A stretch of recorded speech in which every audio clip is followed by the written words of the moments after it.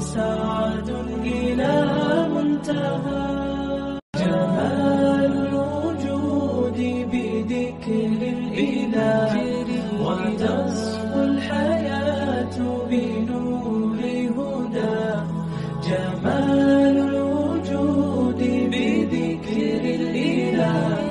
وتصفو الحياة بنور هدى وتطرب نفس له طاعة ويبلغ سعد إلى منتهى.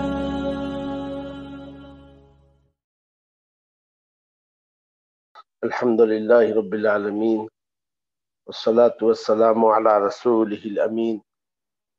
وعلى آله وأصحابه ومن تبعهم بإحسان إلى يوم الدين. أعوذ بالله من الشيطان الرجيم. بسم الله الرحمن الرحيم. ألم تر كيف فعل ربك بأصحاب الفيل ألم يجعل كيدهم في تضليل وأرسل عليهم طيرا أبابيل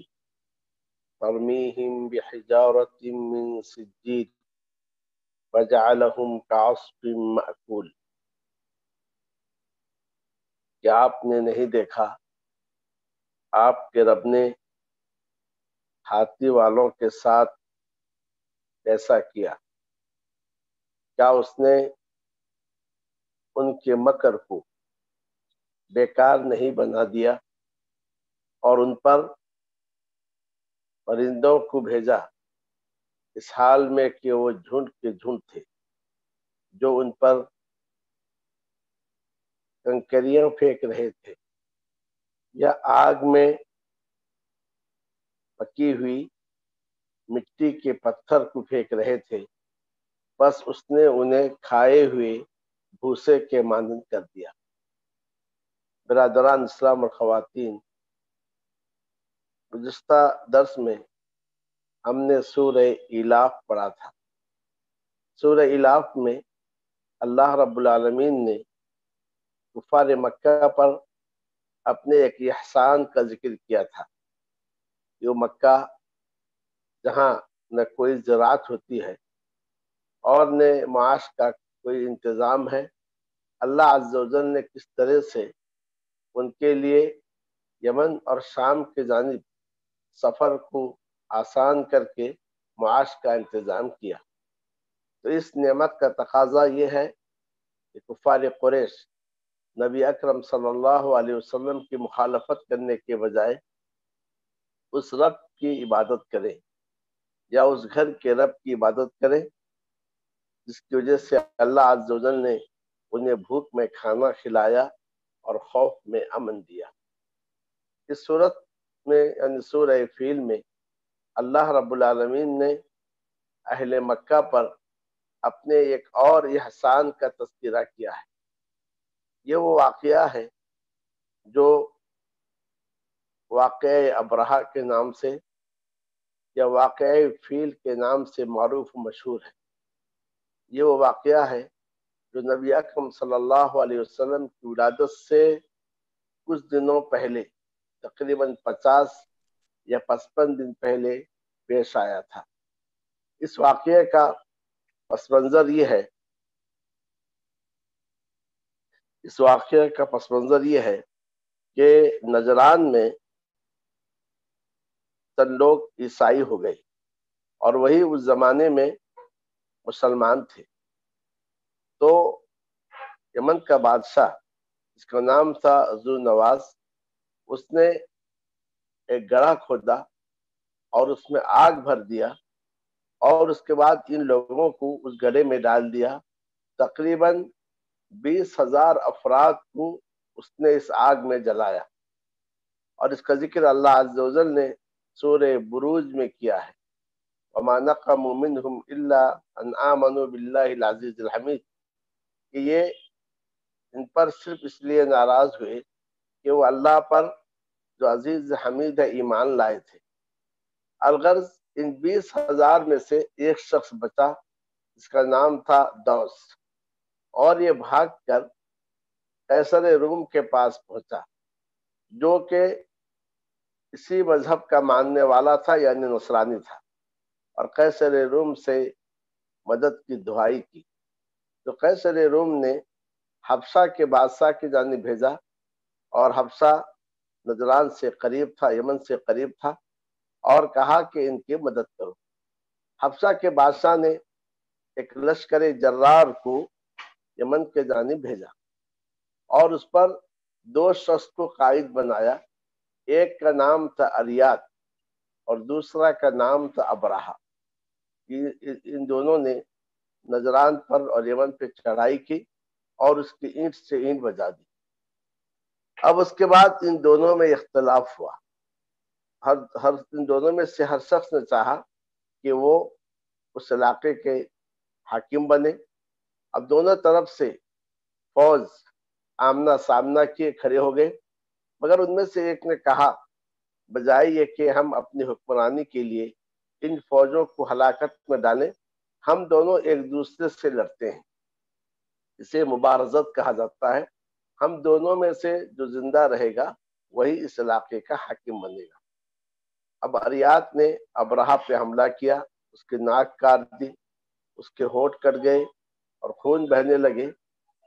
اور اسی دوران اریات ابرہہ کے غلام نے اریات پر حملہ کیا اور اسے قتل کر دیا۔ اب ابرہہ جب زخم سے شفا یاب ہوا تو اس علاقے کا بادشاہ بن گیا۔ جب ملک حبشہ کو اس کی اطلاع ملی کہ یہ دونوں آپس میں لڑائی کیے اور اس سے اریات کا قتل ہوا، تو اس نے ابرہہ کو سخت سنائی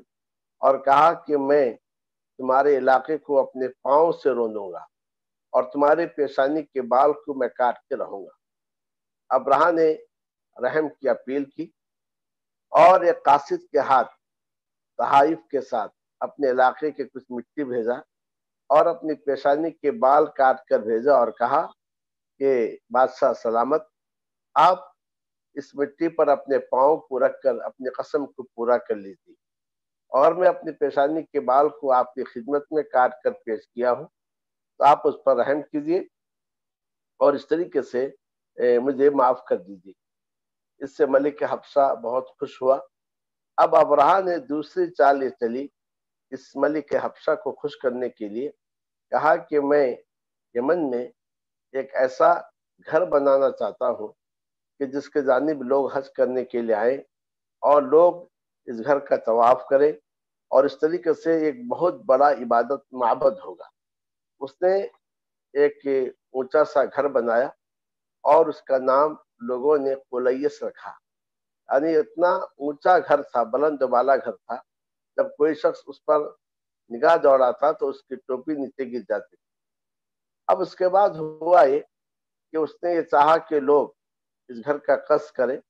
مگر یہاں لوگ بہت کم آئے۔ کسی نے مشورہ دیا کہ جب تک مکہ میں کعبۃ اللہ موجود ہے، لوگ تمہارے اس گھر کی جانب قصد نہیں کریں گے اور نہ اس کا طواف کریں گے۔ اب اس کے دل میں یہ خیال آیا کہ وہ مکہ آئے اور کعبۃ اللہ کو منہدم کرے،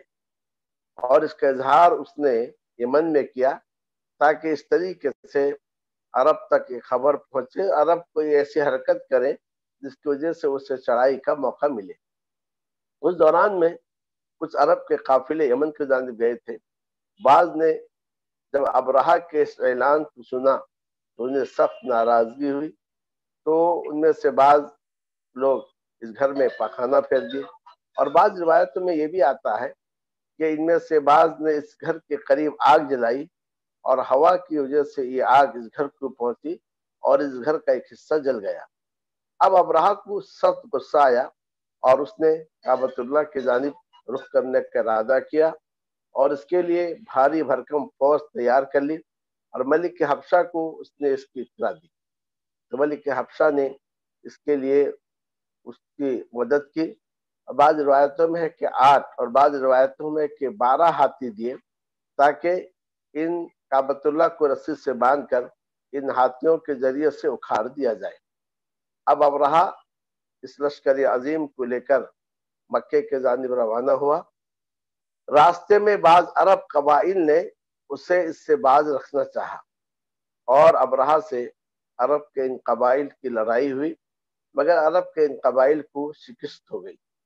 اور اس نے بعض قائدین کو گرفت کیا، عرب قائدین کو، جن میں سے ایک کا نام تھا ذو نفر اور ایک کا نام تھا نفیر۔ اور ایسے ہی وہ جب طائف پہنچا تو طائف والے ڈر کر کہیں وہ اس گھر کو منہدم نہ کرے جہاں لات نامی بت کی عبادت ہوتی تھی، تو انہوں نے اس کی خاطر تواضع کی اور راستہ بتانے کے لیے اپنے ایک آدمی کو اس کے ساتھ بھیج دیا۔ تو اس طریقے سے ابرہہ اپنے لشکر سمیت مکہ مکرمہ کے جانب روانہ ہوا، یہاں تک کہ مکے سے باہر وادی مغمس میں آ کر اس نے پڑاؤ ڈالا۔ وادی مغمس میں پڑاؤ ڈالنے کے بعد اس کے لشکر، اس کے چند فوجیوں نے عبد المطلب کے چند اونٹوں کو اپنے قبضے میں لیا، اور اس کی اطلاع جب عبد المطلب کو پہنچی تو عبد المطلب ابرہہ سے ملنے گئے، اور اس سے پہلے ابرہہ کے دل میں ایک قسم کا خوف پیدا ہو گیا تھا، اور وہ چاہ رہا تھا کہ مصالحت کی کوئی صورت آ جائے اور میں لوٹ جاؤں۔ جب اس نے عبد المطلب کو دیکھا، ان کی قد و قامت کو دیکھا، ان کے چہرے کو دیکھا، ایک قسم کا رعب اس کے دل میں بیٹھ گیا، بلکہ کہتے ہیں کہ وہ اپنے تخت سے نیچے آ گیا اور عبد المطلب کی بڑی خاطر تواضع کی، اور عبد المطلب سے ترجمان کے ذریعے سے پوچھا کہ بتاؤ، انہیں پوچھو کہ یہ یہاں کیوں آئے ہیں، اپنی کس ضرورت کو پوری کرنے کے لیے آئے ہیں۔ عبد المطلب نے جواب میں کہا کہ تمہارے لشکر میں تمہارے فوجیوں نے میرے چند اونٹ پکڑ لیے ہیں، مجھے وہ اونٹ واپس کر دیجیے۔ ابرہہ نے عبد المطلب سے یوں خطاب کیا کہ میں تو یہ سمجھ رہا تھا تم بڑے معزز ہو، اپنے قبیلے کے سردار ہو، اور تم مجھے اس کام سے روکنے کے لیے بات کرو گے جس کے لیے میں آیا ہوں، اپنے دین اور اپنے اس مقدس گھر کی حفاظت کی بات کرو گے، مگر تمہیں اپنے اونٹ کی فکر ہے۔ عبد المطلب نے اس کے جواب میں ایک ایسا جملہ کہا جو تاریخ کے صفحات میں آج تک محفوظ ہے، کہا اما الابل فانا ربها، جہاں تک اونٹوں کی بات ہے میں ان کا مالک ہوں، واما البیت فلہ رب یحمی، اور جہاں تک کعبۃ اللہ کی بات ہے، بیت اللہ کی بات ہے، اس کا ایک رب ہے جو اس کی حفاظت کرے گا۔ اس کے ساتھ ابرہہ کے دل میں اور بھی خوف پیدا ہو گیا۔ ابرہہ نے اپنے لشکر سے کہا کہ اس کے اونٹ واپس بھیج دو۔ اب عبد المطلب مکہ واپس آئے، مکہ والوں سے کہا کہ اس کی فوج سے مقابلے کی ہمیں سکت نہیں ہے، اب آپ لوگ اپنے اپنے گھروں کو خالی کر کے پہاڑوں پہ چلے جاؤ، ممکن ہے کل صبح ابرہہ اپنے لشکروں سمیت مکہ پر حملہ کرے گا۔ پھر وہ کعبۃ اللہ کے پاس آئے، کعبۃ اللہ کی چوکھٹ کو پکڑ کر دعائیں کی اور اللہ عز و جل سے التجا کی کہ ہر شخص اپنے اپنے گھر کی حفاظت کرتا ہے، رب العالمین تو اپنے گھر کی حفاظت کر لے۔ اس کے ساتھ وہ بھی جو ہے مکہ چھوڑ کر کسی پہاڑ پہ روانہ ہو گئے۔ اب ابرہہ مغمس سے نکلا اور اس جگہ پہنچا جو اس وقت مینا اور مزدلفہ کے درمیان ہے، جسے وادی محصر کہا جاتا ہے۔ تو وادی محصر جب پہنچا تو وہاں جو ہے اس کے جو ہاتھی ہے آگے بڑھنے سے رک گیا۔ بعض روایتوں میں آتا ہے کہ عرب کے جس قائد نفیل کو اس نے گرفتار کیا تھا، یہ نفیل اس ہاتھی کے پاس آئے جس کا نام تھا محمود، اور اس سے کہا اب بری کیا محمود، اے محمود آگے مت بڑھو، بیٹھ جاؤ، کیونکہ تم اللہ کے محترم شہر میں ہو۔ اور اس طریقے سے دوسرے کان میں بھی کہا۔ اب اونٹ آگے بڑھنے سے رک گیا، جس قدر اس کو مارا گیا، وار کیا گیا، مگر یہ ہاتھی آگے نہیں بڑھا، دائیں جانب جاتا، بائیں جانب جاتا، پیچھے جاتا، لیکن آگے نہیں بڑھا۔ اتنے میں ہوا یہ کہ سمندر سے پرندوں کے جھنڈ آئے، اور عجیب غریب پرندے تھے۔ ہر پرندے کے پاس 3 کنکریاں تھیں، ایک کنکری چونچ میں اور 2 کنکریاں 2 پنجے میں تھی، اور اس طریقے سے اس فوج پر گزرتے تھے، کنکریاں ڈال کے گزر جاتے تھے۔ اور ایک کنکریوں میں ایسا زہریلا مادہ تھا کہ جسم پر گرنے کے ساتھ ہی دوسرے حصے سے نکل جاتا تھا، اور اس وجہ سے پورا کا پورا زہر جسم میں سرایت کر جاتا تھا۔ اب اس کی وجہ سے فوج میں ایک بھگدڑ مچ گئی، لوگ پلٹ کے جانے لگے، بہت سارے لوگ وہیں مر گئے، اور کچھ ایسے تھے جو بھیڑ کی وجہ سے دب گئے، اور کچھ ایسے تھے جو بھاگتے رہے، جسم کا ایک ایک حصہ ٹوٹتا گیا۔ ابرہہ کی حالت یہ تھی، اس کا جسم کا ایک ایک حصہ گر رہا تھا، یہاں تک کہ جب اس سے یمن کی جانب لایا گیا ایک چوزے کی شکل ہو گئی تھی۔ پھر جیسا کہ روایت میں آتا ہے اس کا کلیجہ دل پھٹ گیا، اور اس طریقے سے وہ بھی ہلاک اور برباد تباہ ہو گیا۔ اب اس کے بعد اس کا لڑکا بادشاہ بنا، پھر اس کے بعد اس کا بھائی بادشاہ بنا، پھر اللہ عز و جل نے اس حکومت کی کایا پلٹ دی، اور اس طریقے سے جو ہے اس حکومت کا خاتمہ ہو گیا۔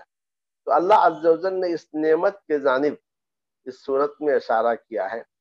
کہ اے مکہ والو، تم اللہ کے اس رسول کا انکار کرتے ہو، توحید کو مانتے نہیں ہو، قرآن کو تم جھٹلاتے ہو، اور رسول اکرم صلی اللہ علیہ وسلم اور ان کے ساتھیوں کو ہر طرح کی ایذائیں دیتے ہو، اور اس طریقے سے ان کے خلاف سازشیں کرتے ہو، جبکہ دیکھو کہ اللہ عز و جل کا تم پر کتنا بڑا احسان ہے کہ ہاتھی والے جب کعبے پہ چڑھائی کے لیے آئے تو ان سے مقابلے کی تم میں کوئی طاقت اور قوت نہیں تھی، تو اللہ عز و جل نے صرف اس گھر کی خاطر جو ہے اس ہاتھی والوں کو برباد کیا، تباہ کیا، جبکہ ان کا دین تمہارے دین سے بہتر تھا۔ تم مشرک تھے اور وہ نصارہ تھے، وہ صحیح دین پر تھے، لیکن جب انہوں نے اللہ کے گھر پہ چڑھائی کی تو اللہ عز و جل نے انہیں تباہ و برباد کیا۔ تمہارا دین ان کے دین سے کوئی زیادہ اچھا دین نہیں تھا۔ تمہارے مشرک ہونے کے باوجود صرف اس گھر کے خاطر اللہ تعالیٰ نے اس گھر کی بھی حفاظت کی، اور اللہ تعالیٰ نے تمہاری بھی حفاظت کی، اور شہر مکہ کی بھی اللہ عز و جل نے حفاظت کی ہے۔ تو گویا اس نعمت کا شکریہ یہ ہے کہ تم اس نبی پر ایمان لاؤ۔ اور اس صورت میں دوسرا اشارہ یہ بھی کیا گیا ہے کہ وہ رب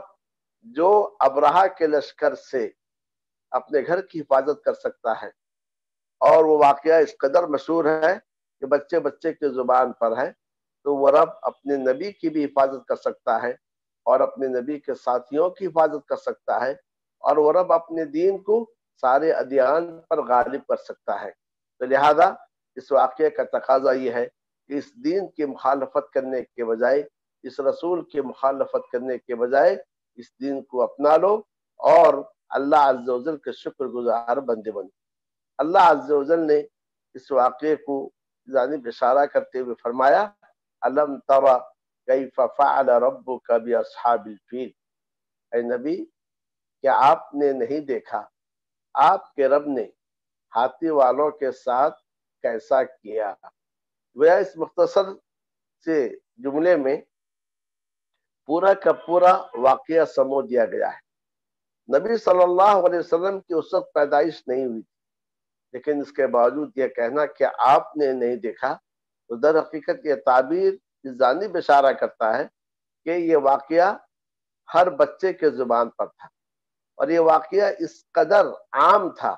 زبان زد تھا، گویا کہ دیکھنے کے جیسے تھا، جیسا کہ آپ کو ابھی بتایا گیا نبی اکرم صلی اللہ علیہ وسلم کی ولادت سے 50 یا 55 دن پہلے یہ واقعہ پیش آیا تھا۔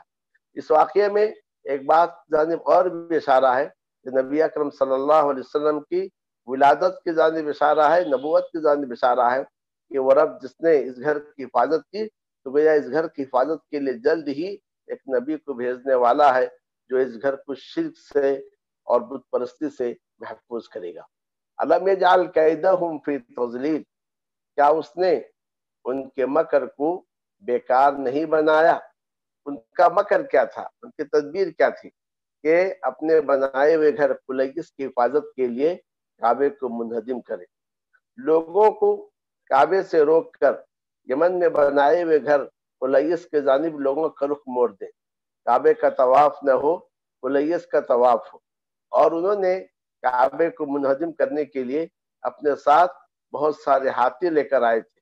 تو اللہ عز و جل نے ان کی ساری تدبیر کو بیکار بنا دی۔ وَمَكَرُوا مَكْرًا وَمَكَرْنَا مَكْرًا وَاللَّهُ خَيْرُ الْمَاكِرِينَ۔ انہوں نے اپنا مکر کیا اور ہم نے اپنا مکر کیا، اور اللہ مکر کرنے والوں میں سب سے اچھا مکر کرنے والا ہے۔ تو اللہ عز و جل نے فرمایا الم یجعل کیدہم فی تضلیل، کہ اللہ عز و جل نے ان کے مکر کو یا ان کے دعووں کو بیکار نہیں بنایا، بیکار نہیں کر دیا۔ تو گویا وہ جو منصوبہ بنا کر آئے تھے، سارا کا سارا منصوبہ ناکام ہو گیا، اور وہ خود وہ ہاتھی جس کا نام تھا محمود، جسے اس لیے لے کر آئے تھے کہ اس ذریعے کعبے کو منہدم کرے، وہ ہاتھی خود آگے بڑھنے سے رک گیا۔ وارسل علیہم طیرا ابابیل،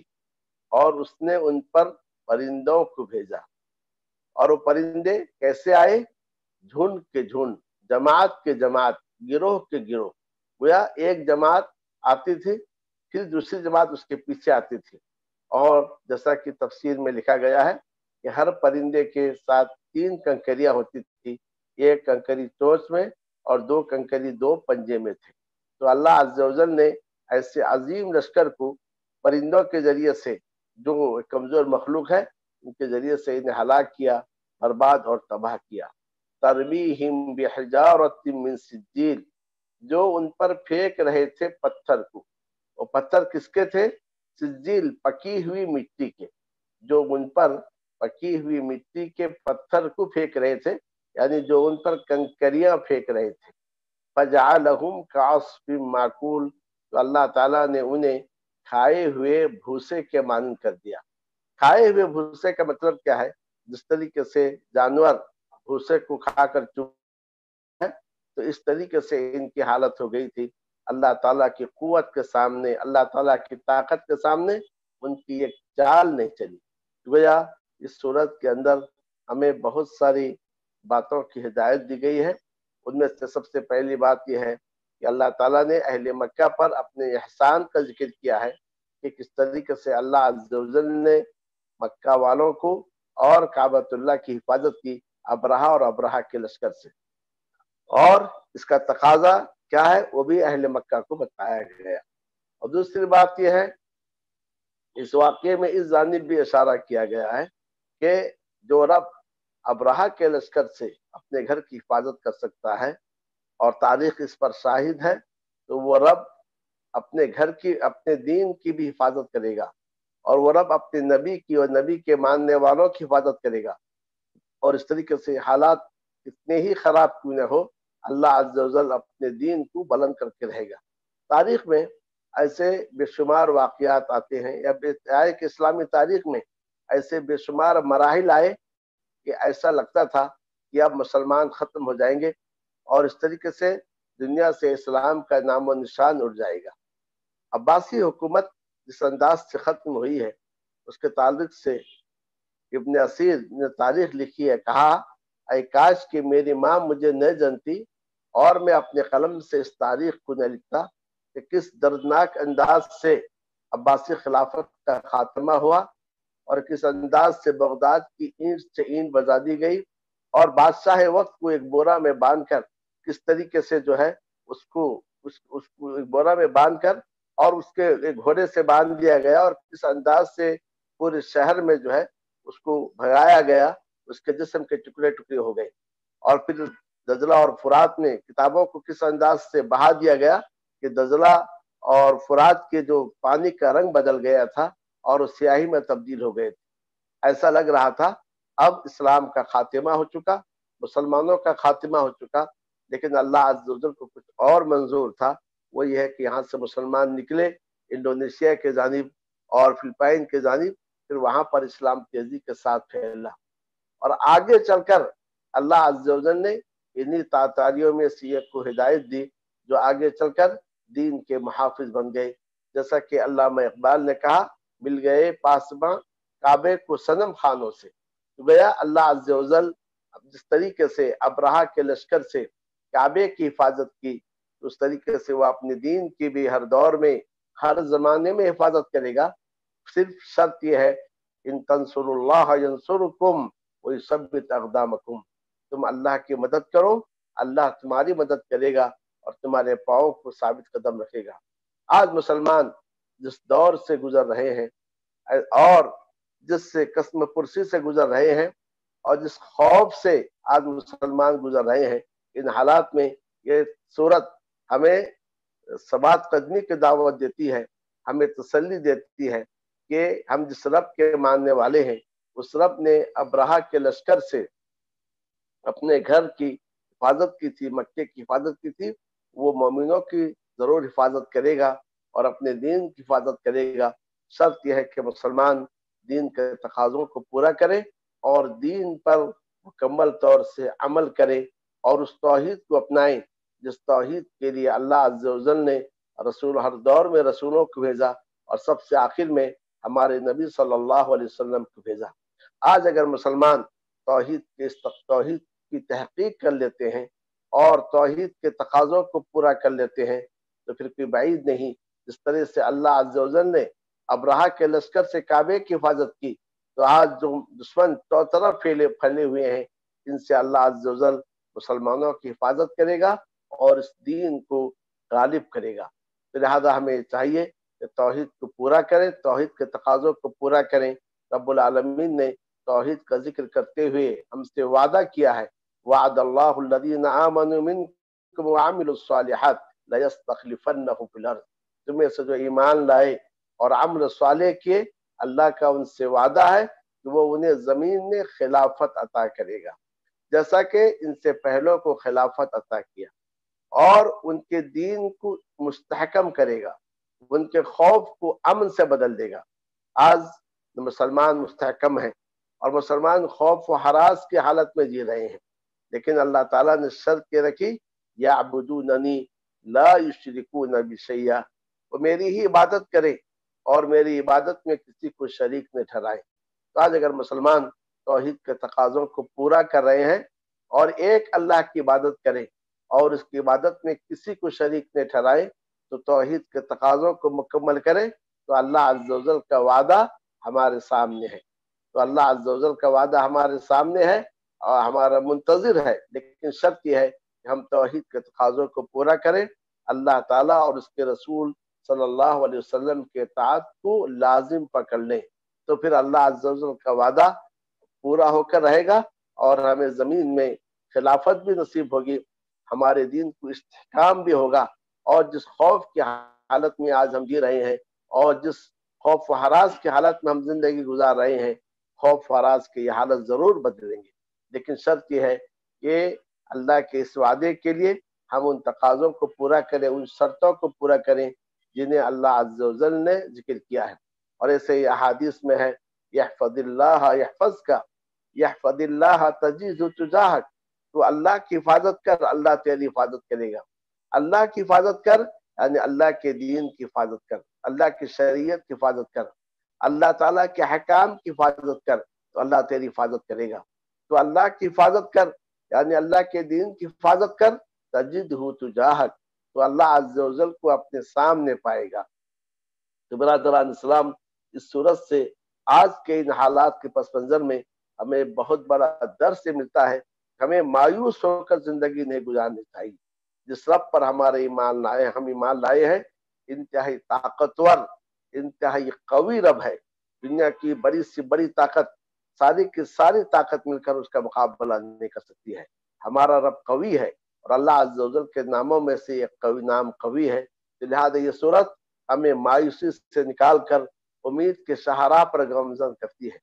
یہ صورت ہمیں مایوسی کے دلدل سے نکال کر امید کی کرن، امید کی چمک دکھاتی ہے کہ مسلمانوں کو چاہیے کہ حالات کو دیکھتے ہوئے مایوس نہ ہو، بلکہ اپنے دین کی جانب پلٹیں، اپنے رب کی کتاب، اپنے نبی کی سنت کی جانب لوٹیں، اور اہم بات یہ ہے توحید کے تقاضوں کو پورا کریں۔ افسوس کی بات یہ ہے آج ہم سب توحید کا نام لیتے ہیں، لیکن ہماری اقوال میں اور ہمارے بہت ساری افعال میں شرک گھس چکا ہے، تو لہذا ہمیں چاہیے کہ ہم اپنے اقوال اور اپنے اعمال کا جائزہ لیں اور شرک سے توبہ اور استغفار کریں، خالص توحید کو اپنائیں۔ اسی لیے آپ دیکھیں گے ہر نماز کی ہر رکعت میں سورہ فاتحہ پڑھنے کا حکم دیا گیا ہے، بلکہ سورہ فاتحہ کے بغیر نماز ہوتی ہی نہیں ہے، جیسا کہ نبی صلی اللہ علیہ وسلم نے فرمایا لا صلاۃ الا بفاتحۃ الکتاب، گویا سورہ فاتحہ کے پڑھے بغیر نماز نہیں ہوتی ہے۔ تو ہر نماز کی ہر رکعت میں سورہ فاتحہ پڑھنا ضروری ہے۔ ہر مصلی نماز جب پڑھتا ہے اور سورہ فاتحہ کی تلاوت کرتے ہوئے کہتا ہے ایاک نعبد و ایاک نستعین، تیری ہی ہم عبادت کرتے ہیں اور تجھ ہی سے ہم مدد طلب کرتے ہیں۔ لیکن آج مسلمان اگر جائزہ لے اور اپنی اکثریت کو ہم دیکھیں، ایک طرف اس کا اقرار کرتے ہیں تیری ہی ہم عبادت کرتے ہیں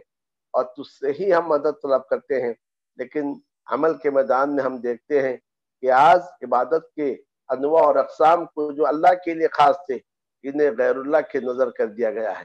غیر اللہ کے جانب پھیر دیا گیا ہے۔ تو پھر بتائیے اگر اللہ کے گھر کے سوا اوروں کا طواف کیا جائے،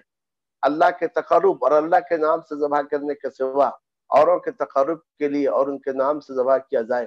اللہ سے دعا کرنے کے بجائے اوروں سے دعا کیا جائے، اللہ پر توکل و بھروسہ کرنے کے بجائے غیروں پر توکل و بھروسہ کیا جائے، تو پھر کہاں سے اللہ عز و جل کی مدد آئے گی؟ اور اپنے دل میں اللہ کا خوف اور اللہ سے امید بسانے کے بجائے دوسروں کا خوف اور دوسروں سے امید اور آس کو اگر ہم بسائیں گے، پھر کہاں سے اللہ عز و جل کی مدد آئے گی؟ یہ صورت ہمیں اس بات کی دعوت دیتی ہے کہ ہمیں یہ چاہیے کہ دین کے تقاضوں کو پورا کریں اور توحید کے تقاضوں کو پورا کریں، اور توحید ہی سے اللہ عز و جل کی مدد آتی ہے۔ اور اس صورت میں ایک اور بات یہ بھی ہے کہ ایک مومن جب اس صورت کی تلاوت کرتا ہے اور اس پر غور و تدبر کرتا ہے، وہ اپنی نجی زندگی میں جو بہت سارے مشکلات آتے ہیں، بہت ساری پریشانیاں آتی ہیں، اللہ کی طاقت کو، اس کی قوت کو، اس کی قدرت کو یاد کرتا ہے کہ اللہ کی طاقت اور قدرت اور قوت کے سامنے میرا یہ مسئلہ کوئی بڑی چیز نہیں ہے، تو اللہ عز و جل کی جانب لوٹتا ہے، اللہ عز و جل سے گر گراتا ہے، اللہ رب العالمین سے دعا کرتا ہے، اور اس یقین کامل کے ساتھ زندگی گزارتا ہے کہ اللہ عز و جل ضرور اس کی مدد کرے گا۔ اور اس طریقے سے یہ صورت ایک مومن کو مایوسی سے نکال کر امید کے ساتھ زندگی گزارنے کی تلقین کرتی ہے۔ تو یہ سورہ فیل ہے جو مکی صورت ہے، یعنی ہجرت سے پہلے نازل ہوئی ہے، اور اس صورت میں خاص طور سے اہل مکہ سے کچھ تنبیہ کی گئی ہے کہ اس نبی کی مخالفت کرنے سے پہلے دیکھو کہ اللہ تعالیٰ کے تم پر کیا احسانات اور انعامات ہیں، اللہ کی طاقت اور قوت کو یاد کرو، تم یہ مت سمجھو کہ تم اپنی ان مکر سے یا کہ داؤ پیچ سے، اپنے ان سازشوں سے اس دین کو ختم کر دو گے، نہیں، بلکہ جس رب نے ابراہہ کے لشکر سے مکہ اور اس گھر کی حفاظت کی اور تمہارے آباء اور اجداد کی حفاظت کی تھی، وہ رب جو ہے اس دین کو اور اس نبی کو اور نبی کے ماننے والوں کی حفاظت کرے گا۔ جب 13 سال کی مدت میں صحابہ کرام مکے کے جانب ہجرت، مدینے کے جانب ہجرت کیے اور پھر اسلامی حکومت قائم ہو گئی۔ تو توحید کو اگر پورا کیا جائے تو انشاءاللہ مسلمانوں کو خلافت نصیب ہوگی اور ان کے دین کو استحکام ہوگا اور ان کا خوف امن سے بدلے گا۔ اللہ رب العالمین سے میری دعا ہے کہ اللہ عز و جل ہمیں قرآن مجید میں غور کرنے کی، قرآن مجید میں تدبر کرنے کی اور ان صورتوں سے ہدایت حاصل کرنے کی توفیق عطا فرمائے۔ وصلی اللہ تعالی علی النبی الکریم وعلی آلہ وصحبہ اجمعین۔